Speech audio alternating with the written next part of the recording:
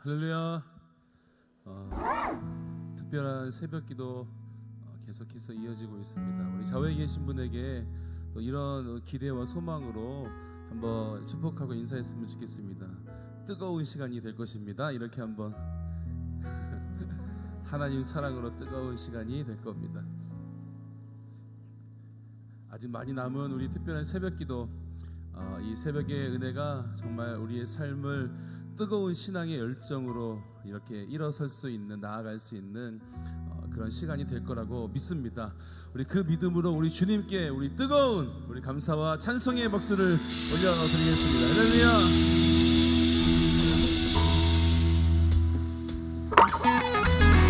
우리 던지시면서 우리 함께 찬양합니다. 우리 안에 예수 그리스도를 향한 믿음의 고백을 함께 들으시면서 우리 함께 찬양하겠습니다.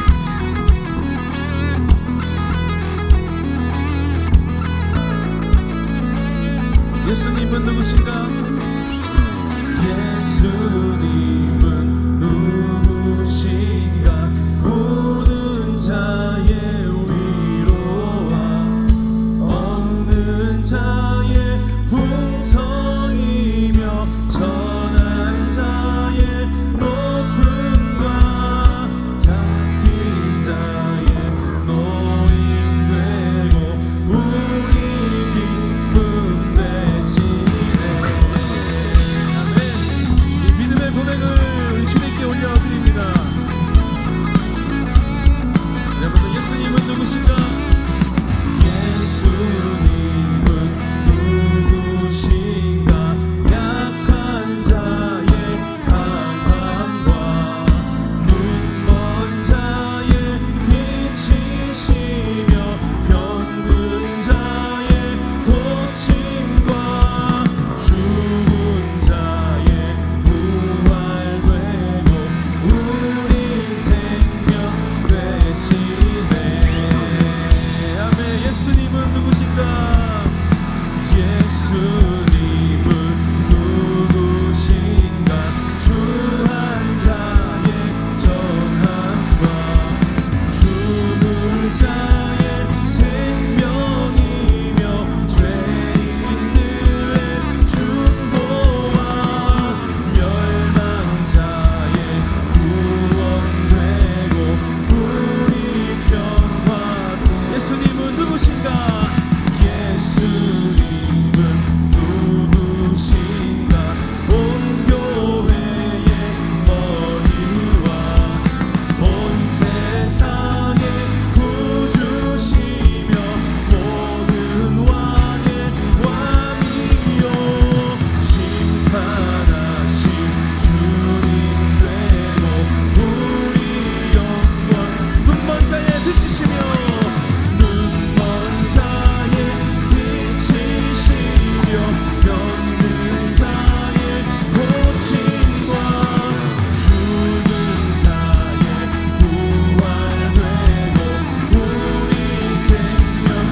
죽을 자의 생명이며 죽을 자의 생명이며 죄인들의 중보와 멸망자의 구원되고 우리 평화 되시네.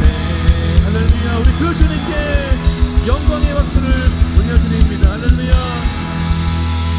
이 고백처럼 오늘도 우리와 함께 하시는 주님을 찬양합니다.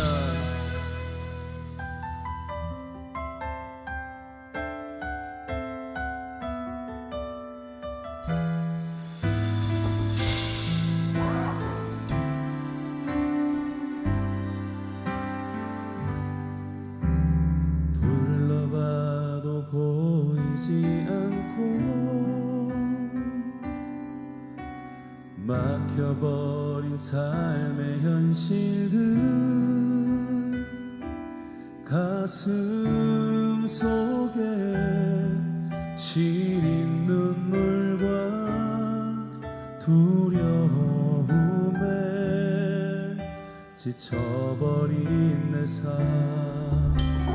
아픔 속에 서 있는 내게 안타까워 손 내밀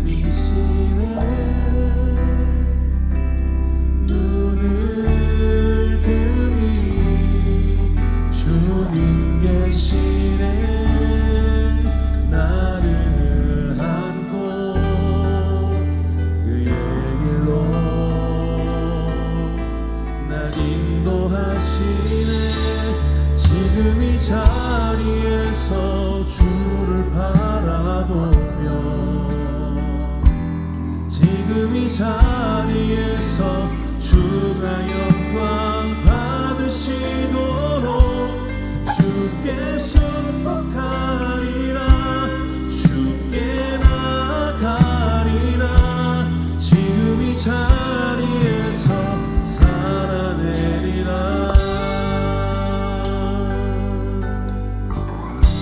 둘러봐도 보이지 않고 둘러봐도 보이지 않고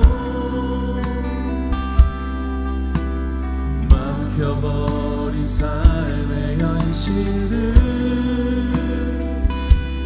가슴 속에 시린 눈물과 두려움에 지쳐버린 내 삶 아픔 속에 서 있는 내게 안타까워서 내미시네 눈을 뜨니 주님 계시네 나를 안고 그의 길로 날 인도하시네 지금 이 자리에서 주를 바라보며 지금 이 자리에서 주가 영광 받으시도록 주께 순복하리라 주께 나가리라 지금 이 자리에서 살아내리라 네 지금 이 자리에서 주를 바라보며 지금 이 자리에서 주가 영광 받으시도록 주께 순복하리라 주께 나가리라 지금 이 자리에서 살아내 한 번 더 주님께 고백하며 지금 이 자리에서 주를 바라보며 지금 이 자리에서 주가 영광 받으시도록 주께 순복하리라 주께 나가리라 지금 이 자리에서 살아내리라 나는 예수로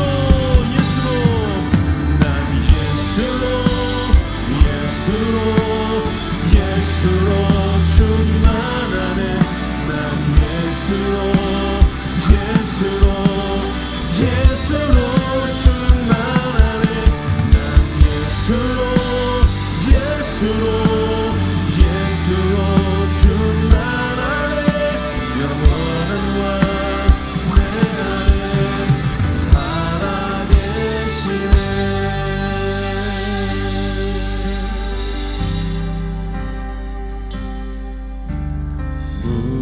무명이어도 공허하지 않은 것은 예수 안에 난 만족함이라 가난하여도 부족하지 않은 것은 예수 안에 오직 나는 부요함이라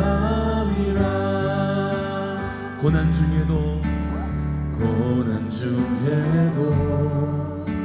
견뎌낼 수 있는 것은 주의 계획 믿기 때문이라 실패하여도 일어설 수 있는 것은 예수 안에 오직 나는 승리함이라 난 예수로 예수로 충만하네. 난 예수로 충만하네. 난 예수로 충만하네. 영원한 왕 내 안에 살아계시네.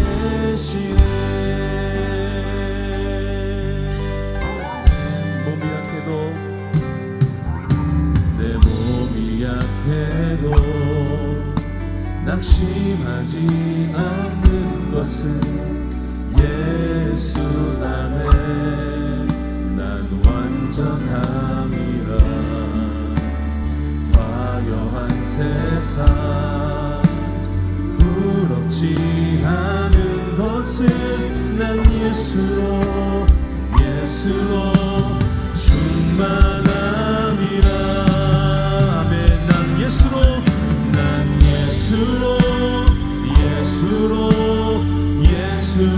충만하네.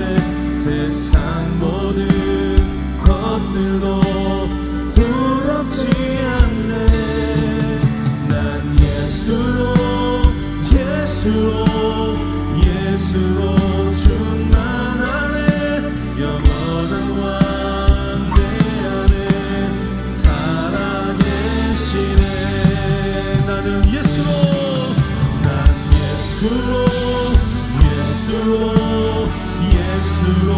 충만하네. 세상 모든 풍파도 두렵지 않네. 난 예수로 충만하네. 영원한 왕 내 안에 살아계시네. 한 번 더 믿음의 고백을. 나는 예수로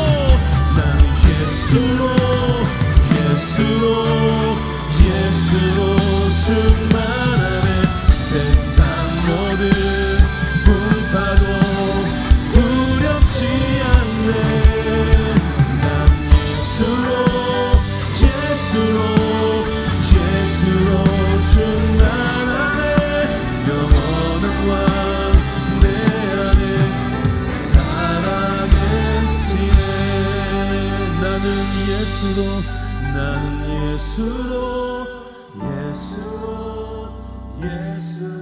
충만하네. 난 예수로 충만하네. 난 예수로 충만하네. 영원한 왕 내 안에 살아계시네. 우리의 믿음의 고백으로 영원한 왕 내 안에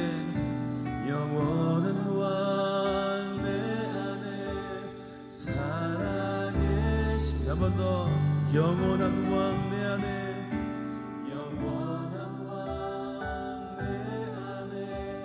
살아계시네.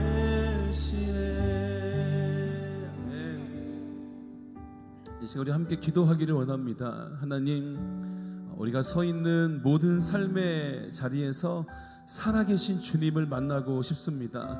때로는 고통의 삶 속에서, 때로는 외로움 속에서, 때로는 절망이라 생각되는 그 삶의 자리에서 함께 하시는 주님을 보게 하여 주시옵소서. 그 자리에서 우리에게 손 내미시는 주님을 보게 하여 주시고, 우리를 일으키시고 역사하시는 주님을 의지하는 삶이 되게 하여 주시옵소서. 우리의 모든 삶에 거하시는 예수님으로 충만한 삶으로, 예수님으로 가득한 삶으로 우리를 세워주시고 이 예배 가운데 임하여 주시옵소서. 이 시간 주의 이름을 부르면서 우리 함께 기도하며 나아갑니다. 주여, 주여, 주여. 하나님, 우리가 서 있는 이 자리가 예배의 자리가 될 수 있게 하여 주시옵소서. 고통이라 말하는 그 자리가, 절망이라 말하는 그 자리가, 외롭다고 느끼는 그 자리가 하나님 주신 사랑이고, 하나님이 함께 하시는 은혜의 자리이고, 주님께서 세워주시는, 주님께서 만나주시는 은혜의 자리가 될 수 있도록 하나님 그 자리에서 주님을 예배하고 그 삶의 자리에서 충만한 은혜를 경험할 수 있게 하여 주시옵소서. 우리가 구할 것은 고통의 순간에 그 모든 것을 덮으시는 살아계신 주님이시네. 하나님, 그 주님을 의지하는 삶으로, 주님을 예배하는 삶으로, 주님을 신뢰하며 주님을 붙들며 주님을 바라보는 삶으로 나아갈 수 있도록 하나님, 그 삶의 자리에 서서 하나님을 보게 하여 주시고 주를 만나는 은혜와 기적을 우리 가운데 허락하여 주시옵소서. 내 삶이 주님 안에 있고 주님이 내 안에 거하시는 그 영원한 사귐, 그 거룩한 사귐, 그 기적과 같은 은혜를 주셔서 하나님, 오늘을 살게 하시고 오늘 주님 앞에 엎드리게 하시고 주를 경배하게 하시니 하나님, 이 시간 이 새벽에도 주님을 만나는 은혜로 주님과 함께하는 은혜가 일어서 주시옵소서. 살아계신 하나님, 우리가 서 있는 모든 삶의 자리가 주님을 예배하는 자리가 되고 주님을 만나는 은혜의 자리가 되게 하여 주시옵소서. 이 시간 이 순간에도 이 예배의 자리에도 주님 함께해 주셔서 하늘과 땅이 만나는 그 기적과 같은 은혜 누리게 하여 주시옵소서. 예수님의 이름으로 기도드립니다. 아멘.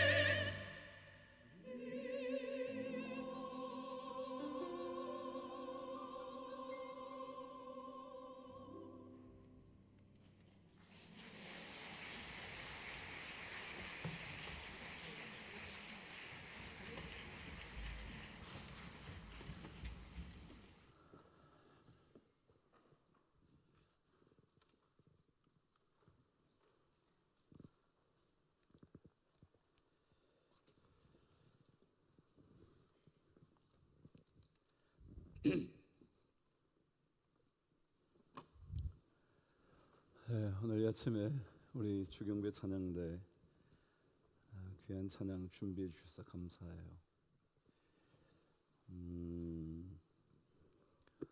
찬양대 참 멋진 사역 현장인데요.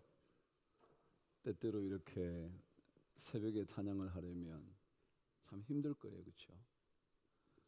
이 시간 맞춰서 오는 것도 쉽지 않은데 이런 시간 나와서 목소리 가다듬고 준비하고 확인해서 이 무대에 선다는 게 참 쉽지 않은데 그 일을 잘 감당해 주셔서 고맙습니다. 열심을 낸 자들에게 하나님께서 큰 복을 주시기를 바랍니다. 그리고 우리 모두가 이렇게 기쁘게 그 일을 감당하는 게 얼마나 감사한지 몰라요. 우리 경배 찬양팀, 우리 아합팀과 함께 찬양을 할 때 찬양대가 얼마나 열심히 하는지 전 그게 좋아요. 네. 제가 싫어하는 말 있다 그랬죠. 폼 잡지 말라고.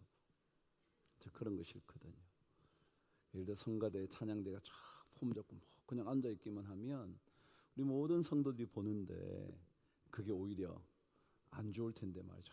얼마나 열심히 찬양하는지 본인에게 은혜가 될 줄 믿습니다. 우리 성도들에게는 물론이고요. 어제 우리 운동이 얼마나 좋은가 했는데요. 오늘도 잠도 좀 깨울 겸 여러분의 몸에 좋은 호르몬도 좀 나오게 할 겸 조금 운동해 볼까요? 손을 한번 먼저 이렇게 소리도 한번 이야, 이 소리가 터져 나오면요 안에 있던 게 다 터져 나와요. 한 번 더요. 한번 해보는데요. 하나, 둘, 셋, 넷, 다섯, 여섯, 일곱, 여덟, 아홉, 열. 야, 저하고 같이 가실래요? 반대로 가실래요? 한번 말씀해 보세요. 같이 오실래요? 그럼 제가 이렇게 가면 이쪽으로 오실 거예요? 아니면 이쪽으로 가면 이렇게? 자, 그럼 오른쪽부터 갑니다. 시작. 이거 봐. 오른쪽으로 간다니까 제가 오른쪽 가니까 저 사람 오른쪽으로 가. 이렇게.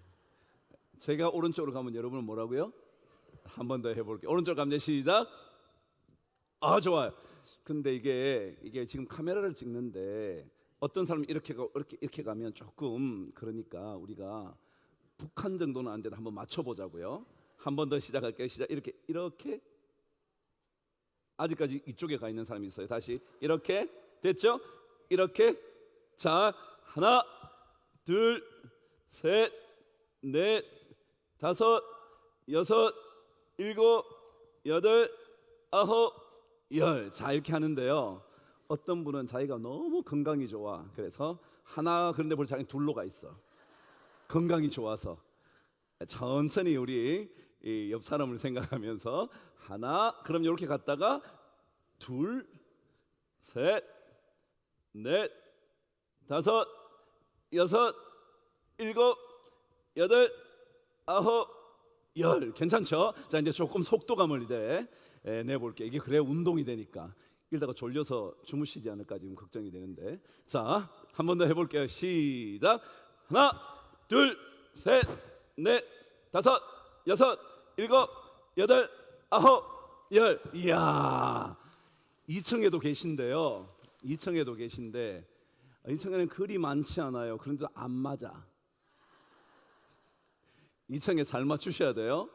2층 때문에 다시 하는 거예요, 이거는. 자, 한번 해볼게요. 자, 손을 한번 들어보시고요. 시작. 하나, 둘, 셋, 넷, 다섯, 여섯, 일곱, 여덟, 아홉, 열. 와, 땀나네요, 그죠? 운동이 되죠? 와, 너무 운동을 열심히 해서 주무시지 않을까 제가 걱정이 된다 그랬습니다. 오늘 사흘째인데 여러분과 함께 말씀을 또 나누게 돼서 너무 좋습니다. 매일 밤마다 잠을 청하기 전에 기도하는데 하나님 새벽에는 비 좀 안 오게 해주세요. 이렇게 진짜 기도해요. 뭐 하나님께 제 기도를 들으셔서 안 오게 하시는지 전 잘 모르지만 그래도 오실 때 크게 많이 오지 않아서 얼마나 다행인지 감사한지 몰라요. 첫날 한 사역 장로님 네 분이 전화를 하셨어요. 용인에 살고 계신데 새벽 예배를 나오려고 문을 열고 나니까 비가 장대비가 쏟아져서 나올 수가 없더라는 거예요. 그래서 비 그치기를 계속 기다렸대. 그러다 드디어 비가 그쳤대. 그래서 그때 출발을 하면서 목사님 지금 비가 너무 와서 저희들이 이제 출발합니다. 조금 늦을지 모르지만 열심히 가겠습니다. 그런 용인에서 오셨어요.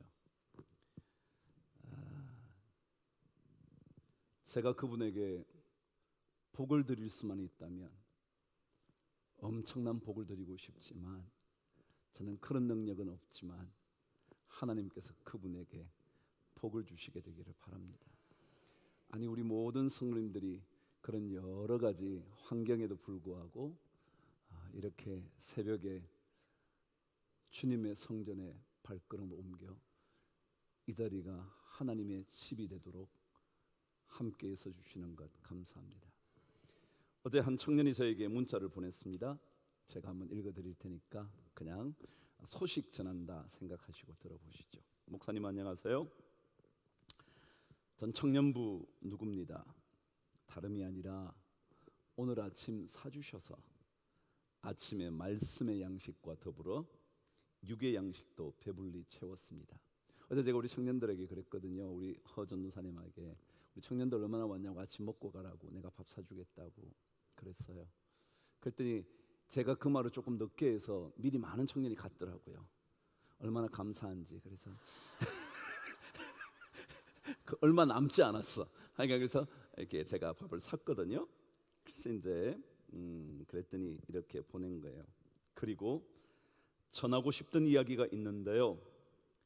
청년의 때를 지나고 있어 그런지 믿음을 지키기가 참 어려운 시기인데 월요일에 지금은 이해할 수 없을지라도 끝내 좋은 것을 주신다는 말씀이 큰 힘이 되었습니다. 또 요즘 아웃리치 준비하며 하나님을 잘 전할 수 있을까 하는 두려움이 있었는데 오늘 설교에서 어제 얘기죠. 오늘 설교에서 두려움을 버리고 주님이 중심이 되신 삶을 드리면 하나님께서 제가 감히 상상조차 할 수 없는 것들을 공급하신다는 말씀이 제 안에 또 하나의 도전이 되었습니다. 그래서 주님을 믿고 제 삶을 모두 내어드리고 제가 생각할 수도 없는 공급하심을 기대하며 남은 기간 아웃리치를 최선을 다해 준비해 보려고 합니다. 항상 도전이 되는 말씀, 힘이 되는 말씀을 전해주셔서 감사합니다. 좋은 말씀 전해주신 것처럼 저와 청년부가 항상 목사님의 건강과 다양한 사역을 위해 열심히 기도하겠습니다. 목사님 사랑합니다. 이렇게 문자 하나 받으면 여러분도 그러실지 모르지만 저도 괜히 힘이 나요. 그래도 힘내야지, 더 힘내야지. 그런 생각이 듭니다. 날마다 주일보다 더 열정을 쏟아서 저도 말씀을 준비합니다. 제가 원고를 여러분에게 보여드릴 수만 있다면 보여드리고 싶을 만큼 저 열심히 준비합니다. 어제도 제가 이게 지금 10장을 써갖고 왔는데 이렇게 빽빽하게 10장을 씁니다. 제가 그냥 막 안 보고 하는 것 같지만 죽으라고 써서 하는 겁니다. 열심히 준비해서. 그래요. 하나님께서 준비한 것보다 더 은혜를 주시면 얼마나 좋을까. 오늘도 사모하는 영혼들에게 주님께서 만족해 하시는 은혜가 꼭 있게 되기를 바랍니다. 저와 함께 창세기 28장 16절에서 19절까지 말씀을 읽도록 하겠습니다. 저와 함께 말씀을 나누어 읽으시죠. 제가 16절 읽습니다. 야곱이 잠이 깨어 이르되 여호와께서 과연 여기 계시거늘 내가 알지 못하였도다. 이에 두려워하여 이르되 두렵도다. 이곳이여 이것은 다름 아닌 하나님의 집이요 이는 하늘의 문이로다 하고, 야곱이 아침에 일찍이 일어나 베개로 삼았던 돌을 가져다가 기둥으로 세우고 그 위에 기름을 붓고 그곳 이름을 베델이라 하였더라. 이 성의 옛 이름은 루스더라. 아멘. 우리 주경배 찬양팀들이 돌베개라는 제목의 찬양을 해줘서 감사합니다. 말하자면 그분들도 함부로 찬양을 하는 것이 아니라 오늘의 말씀과 어떻게 연결이 될까 지휘자가 고민하며 선곡하지 않았을까 생각을 해보니까 더 그게 감사한 거예요. 이 새벽에 옛날에 했던 거 하나 하면 되잖아요. 그렇잖아요. 그래도 은혜가 충분히 되잖아요. 그런데 한 번도 해본 적이 없는 새로운 곡을 이 주제와 맞다고 생각해서 선택해서 연습하고 이 자리에 찬양하는 게 얼마나 고마운 줄 몰라요. 그게 마음이거든요. 마음이요. 하나님은 뭘 보신대요? 마음 중심을 보신다잖아요. 찬양이 어떻다 저떻다의 문제가 아니에요. 내 마음 안에 주님 이것을 드리고 싶습니다. 그 마음을 가지면 그것이 바로 하나님이 받으실 만한 가장 멋진 거룩한 산 제사인 줄 믿습니다. 어제 한 글을 읽었는데 우리나라의 탁월한 화가이신 한 분의 글이었습니다. 그분은 어느새 90을 넘긴 우리나라의 중요한 작가라 그러더군요. 저는 그분의 이름을 처음 들었습니다. 그만큼 우리의 무지가 많은 거겠죠. 근데 그분이 이렇게 얘기를 했습니다. 사람이 산다는 것은 끝없이 반복하는 것이다. 그렇다면 그 반복 속에서 언젠가 자기만 가지고 있는 것이 나오게 된다. 이 반복을 계속하면 언젠가는 자기가 가진 것, 자기만의 어떤 것, 그게 나온다는 거예요. 이분은 90이 넘도록 그의 작품에 반복된 작업을 통해서 마침내 자기 세계를 이루어간 사람이라는 거죠. 그러면서 계속 말합니다. 끝없이 그 무언가를 반복하는 그 우직함이 결국에는 무언가를 말해준다. 무언가를 말해준다. 삶은 반복을 통해서 끊임없이 되풀이함으로 인해서 언젠가 내 속에서 그 무언가가 터져 나온다는 거예요. 저는 그거를 읽는데 이 땅의 삶에서도 그렇지만 믿음의 삶에서도 이 진리가 작동한다는 생각이 든 거예요. 여러분, 아침마다 나오는 이 반복적인 행동이요, 매주 주님께 드리는 이 반복적인 행동이요, 이것을 끊임없이 반복하다 보면 언제인가는 여러분과 제 안에 그 믿음에 반복된 것들이 그 무언가를 터뜨려내고 마침내 무언가가 터져 나온다는 거예요. 여러분, 지금은 몰라요. 지금은 모를지 몰라요. 지금은 경험되지 않을 수도 있어요. 지금은 아무것도 아닌 것처럼 보이는 이 반복적인 믿음의 삶이 언제인가는 터져 나오는 무엇이 될 것이라는 거죠. 반복하다 보면 마침내 우리의 믿음이 뭔가를 보여주는 거죠. 여러분, 믿음의 길 멈추지 마세요. 끝까지 가보세요. 끝까지. 쉽지 않지만 언제인가는 결국에는 여러분의 이 믿음의 반복적인 삶이 무언가를 말해줄 수 있도록. 그래서 우리 자식들이 우리 엄마 저렇게 열심히 교회 섬기더니 그래, 저것 때문에 그랬구나 라고 말해 줄 수 있도록. 우리 교회 제가 날마다 보내는 그레이스 어데이에 늘 떠오르는 문구 하나가 있습니다. 그게 이런 뜻입니다.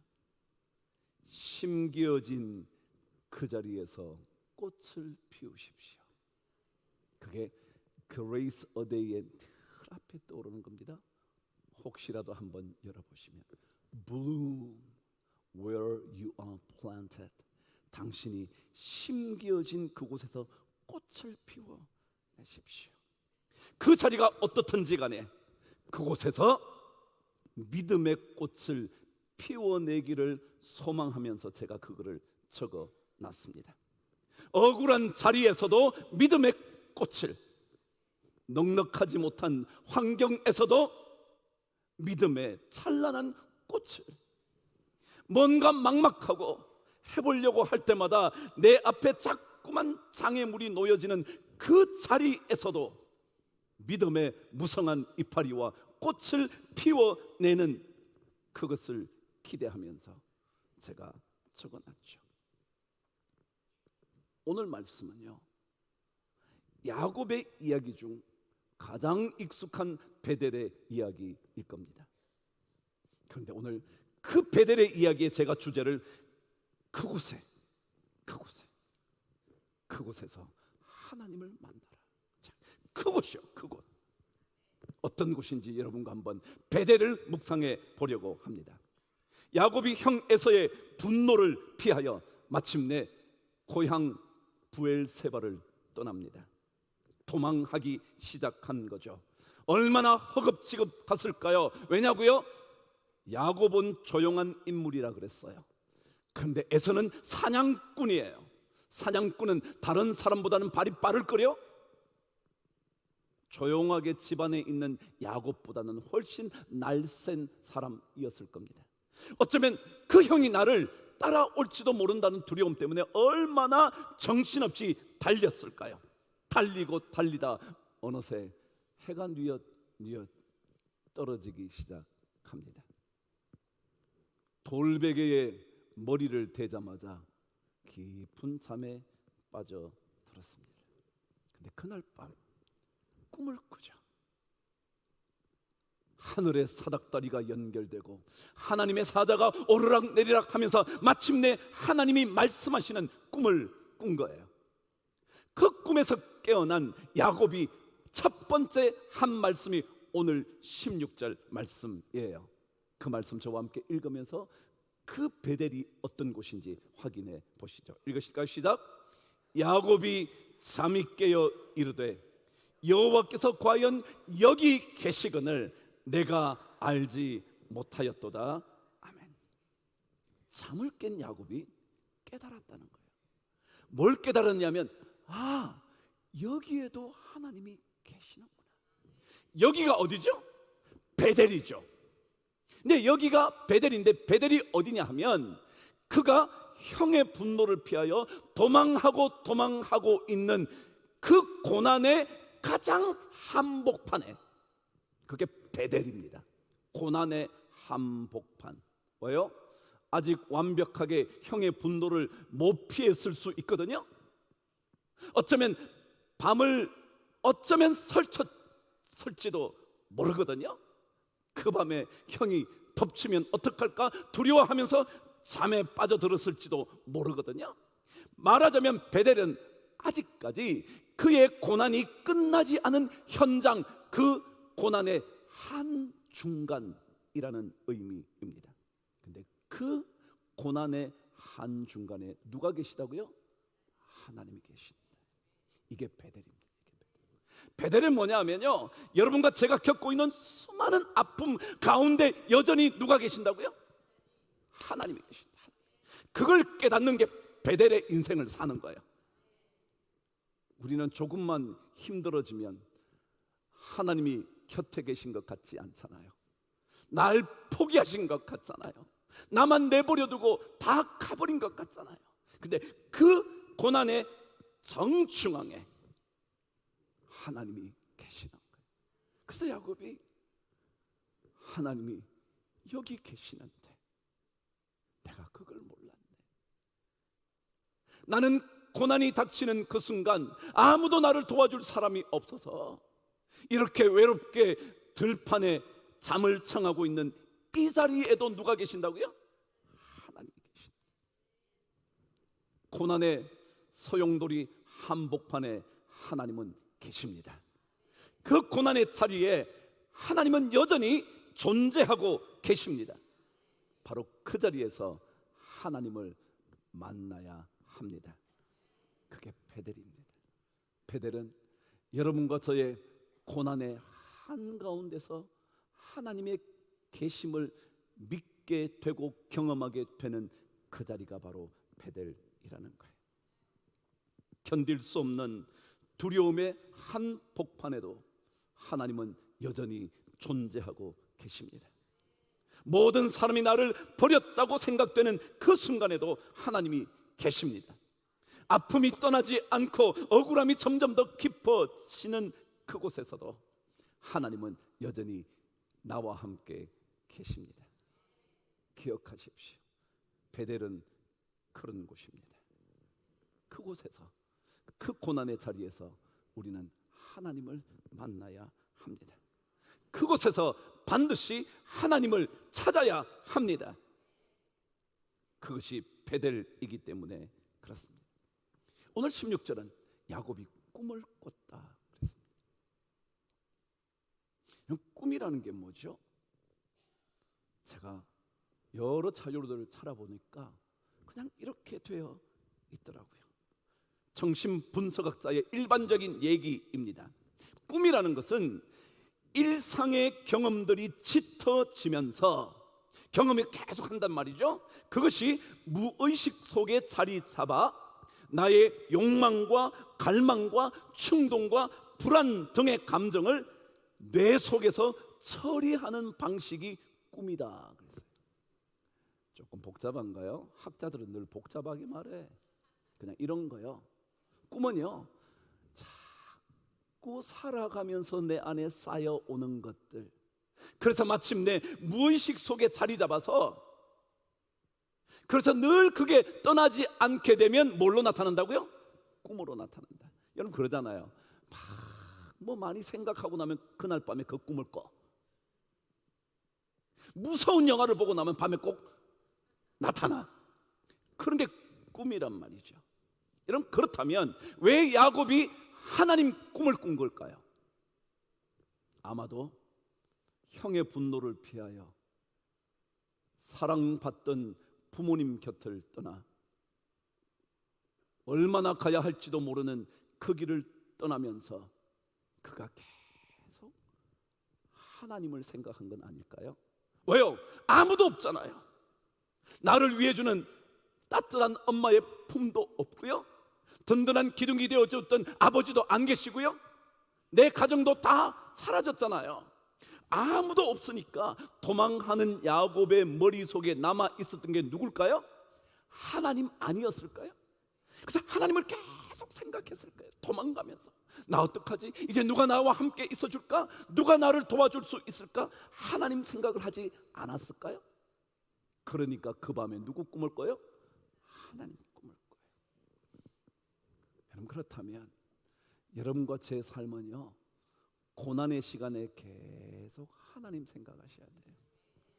하나님 생각하면 하나님이 나타나서 우리를 만나 주실 거예요. 힘들어도요, 힘들게 한 그 사람 생각하지 말아요. 그럼 그 사람이 꿈에 나타나. 여러분 하나님을 생각하세요. 계속 하나님 생각하세요. 지속적으로 하나님을 놓치지 않고 생각하면 하나님은 우리 곁에 계심을 발견하게 될 거예요. 하나님은 내 두려움의 자리인 베델, 거기에 계실 거거든요. 하나님은 우리의 고난의 자리에도 떠나지 않으시는 분이시거든요. 한번 생각해 보세요. 다니엘의 세 친구는 풀무불에 던져질 때 누구를 생각해요? 하나님을 생각해요. 이 고난의 풀무에서 건져주시지 않아도 저희들은 하나님 그분만 경배합니다. 하나님 생각해요. 그게 베델이요, 베델. 다니엘도 마찬가지예요. 사자굴 속에서도 누구를 생각해요? 하나님을 생각해요. 다윗도 골리앗을 만났는데 누구를 생각해요? 하나님을 생각해. 하나님. 고난의 현장에 그는 하나님 그분만 붙들고 있어요. 그게 베델의 믿음이에요. 더욱더 깊이 고난의 시간에 하나님을 만나야 해요. 그러면 그 자리가 베델이 되기 시작하는 거예요. 여러분과 제가 견딜 수 없게 되는 그 고난의 현장인 베델, 그곳은 하나님을 만나게 되는 자리예요. 시편 46편 1절에서 고라 자손은 이렇게 고백을 했어요. 읽어보실래요? 시작. 하나님은 우리의 피난처시요 힘이시니 환난 중에 만날 큰 도움이시라. 여러분, 고난 중에 하나님을 만나면 그분이 우리의 뭐가 된다고요? 도움이 되신다. 도움이. 환난 중에 만날 큰 도움이시다. 그분이 바로 베델의 하나님이거든요. 시편 138편 7절에서 다윗은 이렇게 고백을 합니다. 읽어보실래요? 시작. 내가 환난 중에 다닐지라도 주께서 나를 살아나게 하신다. 살아나게 하신다. 이런 고난의 현장인 베델에서 하나님을 만나면 그분이 나를 뭘 한다고요? 살아나게 하신다는 거예요. 이게 베델의 신앙. 고난의 현장에서 하나님 붙들기만 하면 그분이 나를 살아나도록 만드시는 거예요. 죽이시지 않아요. 에서의 손에 붙잡히게 하지 않으세요. 두려움으로 몸을 누인 그 베델에서 하나님을 만나야 합니다. 그분이 그곳에도 여전히 계시기 때문에 그렇습니다. 그래서 우리는 그 베델에서 우뚝 서 있어야 합니다. 그곳에 서게 하여 주옵소서. 베델입니다. 그런데 여러분, 베델이라는 낱말의 의미는 하나님의 집이라는 거죠. 엘이라는 게 하나님이고요, 벳이라는 게 집이라 그랬잖아요. 근데 하나님의 집이라는 게 무슨 말일까요? 이 의미는 이러하다 그럽니다. 하나님의 집이라는 말은 하나님께 드려진 곳이랍니다. 생각해 보세요. 하나님의 집이니까 누구 거라는 거예요? 하나님 거라는 거예요. 하나님 거. 그래서 하나님께 드려진 그곳을 뭐라 그러냐면 베델이라 그런다는 거예요. 여러분, 우리 인생은요, 하나님의 집이 되어야 합니다. 다시 말하면 하나님 소유가 되어야 합니다. 하나님께 드려져야 합니다. 또다시 바꾸어 보면 베델이라는 곳은요, 하나님 겁니다. 베델이 어떤 곳이라고요? 고난의 한중강, 한복판. 고난이 뭐냐면 베델이에요. 근데 그 고난이 누구께 드려졌다고요? 하나님께 드려졌다. 무슨 말이냐고요? 베델은요, 여러분과 저의 고난을 이미 하나님께서 다 받으셨다는 거예요. 하나님이 내 고난을 모르시는 분이 아니라는 거예요. 내 고난의 삶, 눈물과 신음의 이 삶을 하나님이 이미 받으셔서 자기 걸로 만들었다는 거예요. 내 고난이 누구 고난이라고요? 하나님 고난이야. 그래서 하나님이 책임지신다. 그게 하나님께 드려진 베델이라는 의미라는 거죠. 그러니까 고난을 당하면 여러분이 해결하려고 하지 말아요. 이미 그 고난은 누구의 손에 드려졌다고요? 하나님의 손에 드려진 거예요. 이게 바로 베델의 두 번째 중요한 핵심 메시지입니다. 고난의 자리, 눈물의 골짜기, 그 베델은 이미 하나님께서 받으셔서 하나님께서 책임지시기 시작한 겁니다. 만일 여러분이 여러분의 고난을 하나님께 드려서 그 고난이 베델이 되기만 하면, 하나님의 것이 되기만 하면 그분이 우리의 삶을 책임져 주십니다. 우리 이런 찬송 부르지 않나요? 주님 손에 우릴 드립니다. 사랑으로 인도하소서. 그러잖아요. 주님께 드린 거, 이게 베델이라는 거예요. 베델. 여러분, 고난 있으시죠? 저도 있어요. 저도 있어요. 전 상상할 수 없는 고난이 있어요. 정말이에요. 얼마 전에요, 이런 전화 통화를 하게 됐어요. 자기 자녀가 어느 회사를 다니는데 그 상사가 저희 교회를 지독히 싫어하는 사람이래. 근데 그 사람에게 황 목사욕을 죽으라고 하더래요. 그럼 저는요, 그가 누군지도 몰라. 근데 그는 저를 끊임없이 욕하고 있대. 와, 그 얘기를 듣고 나는 여러분 모르실까요? 당신은 모르실까요? 와, 그 마음이요. 어머나, 세월이 이렇게 많이 흘렀는데 아직까지 생각하니까요, 막 가슴이 털털털털 떨리는 거예요. 고난이요 있어요. 그러나 이 고난은 이미 누가 받으셨다고요? 하나님이 받으셨어요. 그럼 누가 책임지신다고요? 하나님이 책임지신. 하나님이 책임지신. 여러분, 이 사실 놓치면 안 돼요. 이 고난이 이미 하나님이 받으셔서 그곳이 하나님의 집이 됐어요. 하나님이 가지시고 계시는 고난이 되었다고요. 그분은 우리의 고난을 책임지시는 분이에요. 성경이 자주 말합니다. 역대하 20장 15절과 17절은 이렇게 기록되어 있습니다. 저와 한번 읽어보시죠. 시작. 이 전쟁은, 이 고난의 전쟁이야. 고난 때문에 어쩔 수 없는 이 전쟁이요. 이 전쟁은 뭐라고요? 너희에게 속한 것이 아니요 하나님께 속한 것이니라. 그러니까 이 고난의 전쟁에는, 시작, 너희가 싸울 것이 없나니 서서 너희와 함께한 여호와가 구원하는 것을 보라. 여러분, 이거예요. 이거. 이 전쟁은요, 이 고난의 싸움은요, 이미 하나님이 싸우시기 시작한 거예요. 내가 싸우는 게 아니에요. 제가 싸우려고 그러면 견딜 수가 없죠. 억울함이 말할 수도 없죠. 그런데 아니요, 걱정하지 않아요. 그래서 그 전화 한 분과, 그래 우리 기도해야죠. 그분도 그러더래, 기도해야죠. 그 아들이 그러더래, 엄마 그 교회 가지 마. 여러분 마음이 어떨 것 같으세요? 여러분 아직 모른다니까요.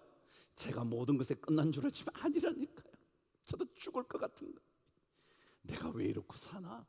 아니요, 살아요. 왜냐하면 하나님께서 이미 제 고난을 받으셔서 저의 삶의 고난의 한중간에 이미 그분이 계시거든요. 그분이 싸워 주시거든요. 너희는 서서 너희와 함께한 여호와가 구원하는 것을 뭐라고요? 보라고. 여러분, 그렇게 살게 되기를 축복합니다. 여러분, 고난이 있어요. 없을 수가 있겠습니까?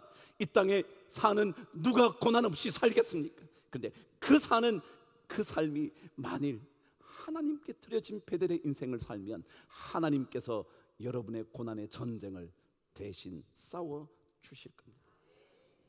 결론으로 갑니다. 이 베델이요, 어떤 곳이냐고요? 이 베델은 이런 곳입니다. 드디어 야곱은 외삼촌 라반의 집에서 삶을 살아갑니다.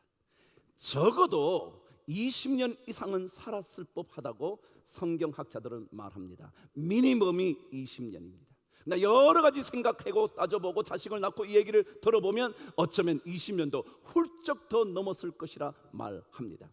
드디어 그 밧단 아람에서의 삶을 끝을 내고 아버지 집으로, 고향으로 되돌아옵니다. 되돌아오는 길에 야곱이 들렀던 곳이 어딘지 아십니까? 그곳이 바로 베델입니다. 왜냐하면 이미 야곱이 하나님께 약속했거든요. 내가 무사히 이곳으로 되돌아오게 된다면 내가 여기에 제단을 쌓겠습니다. 그랬거든요. 그래서 다시 되돌아오면서 찾아간 곳이 어디냐면 베델이었습니다. 창세기 35장 6절과 7절을 한번 읽어보겠습니다. 시작. 야곱과 그와 함께한 모든 사람이 가나안 땅 루스 곧 베델에 이르고 그가 거기서 제단을 쌓고 그곳을 엘 베델이라 불렀으니 이는 그의 형의 낯을 피할 때에 하나님이 거기서 그에게 나타나셨음이더라. 여러분, 하나님이 나타나셨던 그 베델에 야곱이 다시 찾아간 겁니다. 베델은 어떤 곳이냐면요, 여러분과 제가 끊임없이 찾아가야 하는 장소입니다. 고난이 닥칠 때마다 찾아가야 합니다. 힘든 삶이 시작될 때마다 찾아가야 합니다. 그리고 그곳에서 하나님을 만나야 합니다. 그게 베델입니다. 그리고는 그곳 이름을 야곱은 다시 부릅니다. 엘 베델이라고. 그래요. 하나님을 다시 찾으면서 여러분은 그곳을 엘 베델로 만드셔야 합니다. 베델의 하나님. 또다시 찾아가면 이렇게 이름을 지어야 합니다. 엘 베델. 또다시 찾아가시면 엘 베델. 한 번 더 찾아가신다면 엘 베델. 이해가 되십니까? 그럼 신앙은요, 제가 처음에 뭐라 그랬어요? 반복하다가 마침내 무언가가 나타난다고요. 믿음의 이 길을 끊임없이 반복하다 보면 놀라운 하나님의 선물이 언젠가 터져 나온다는 거예요. 그래서 고난은요, 괜찮아. 하나님께서 다 해주시는 거예요. 그러니 제가 살지. 그러니 여러분이 살지. 안 그러면 어찌 살겠냐고요.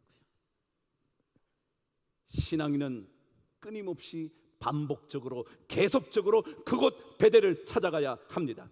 그곳을 찾아가서 하나님이 여전히 그곳에 계심을 확인하고 하나님의 집이라고 하나님의 소유라고 하나님께 다시 맡겨드리고 그분의 구원을 기다리는 그 장소가 베델이라는 거예요. 그래서 우리는 고난 중에 하나님을 만나야 합니다. 다윗은 시편 62편 1절에서 61편 2절에서 이렇게 말합니다. 읽어보실래요? 시작. 내 마음이 약해질 때에 땅 끝에서부터 춥게 부르짖어 오리니 나보다 높은 바 위에 나를 인도하여 주시옵소서. 우리가요, 여러 어려움 때문에 마음이 완전히 그냥 knockdown이 됐어요. 완전히 약해졌어요.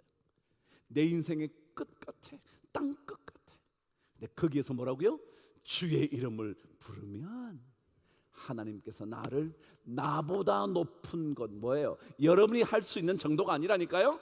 여러분이 이루어낼 수 있는 정도가 아니라 그것보다 훨씬 높은 곳으로 여러분과 저를 인도해 주실 거다. 전 그걸 믿어요. 믿으니까 고난의 한 복판에 있어도 괜찮아요. 왜냐하면 하나님이 함께 하시면서 나를 위하여 대신 싸워 주시기 때문에 그렇죠. 바로 이 베델은 절대 변질되어서는 안 돼요. 성경은요, 이 베델이라는 이름이 다른 이름으로 불리는 때가 있습니다.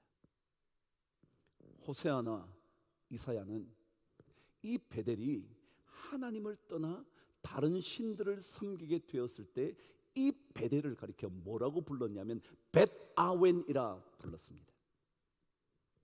나중에 여러분 성경을 연구해 보시면 호세아 선지자나 이사야 선지자가 이 베델에서 하나님 아닌 다른 신을 섬기자 너 그곳을 베델을 벳아웬으로 만들면 안 된다고. 그래서 너는 다시 벳아웬 베델로 올라가서는 안 된다고 말합니다. 벳아웬이라는 뜻은 뭐냐면 베트가 뭐라고 했어요? 집. 아웬은 뭐냐면 죄악. 죄악의 집으로 바꾸어 버려서는 절대 안 됩니다. 무엇을요? 베델을. 여러분의 인생 하나님을 만나야 하는 베델을 벳아웬 죄악의 집으로 만들면 안 됩니다. 더더욱이 이 죄악의 집이라 번역되는 벳아웬의 또 다른 의미는 공허함의 집. 그렇습니다. 만일 우리가 하나님을 떠나면 그곳은 공허한 집이 되고 만다는 겁니다. 아무것도 남지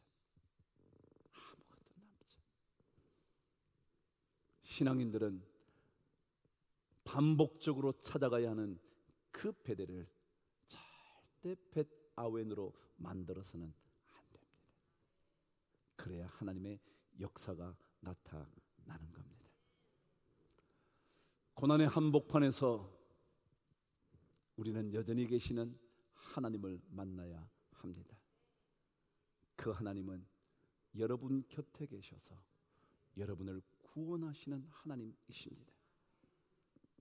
하나님께 드려진 인생, 여러분의 고난을 하나님께 드림으로 말미암아 하나님이 받으시는 베델의 인생을 살기 시작하면 하나님의 구원은 반드시 경험합니다. 그래서 우리는 끊임없이 그곳을 찾아가 엘 베델이라 불러야 하고요, 엘 베델이라 불러야 합니다. 그러면 그곳에서 놀라운 일들이 계속 벌어지는 겁니다. 믿음의 꽃이 피기 시작하는 겁니다. 그럼 이 삶 우리 절대로 빼앗겨서는 안 되죠. 베델 그곳에 올라가 하나님 꼭 만나야 합니다. 고난 당할 때일수록 하나님을 찾아가는 베델을 경험하시게 되기를 주의 이름으로 축복합니다. 제가 먼저 한번 기도하고 함께 기도하도록 하죠. 하나님 아버지, 우리 삶 속에 하나님께서 찾아오셔서 내 고난, 나 혼자 버려진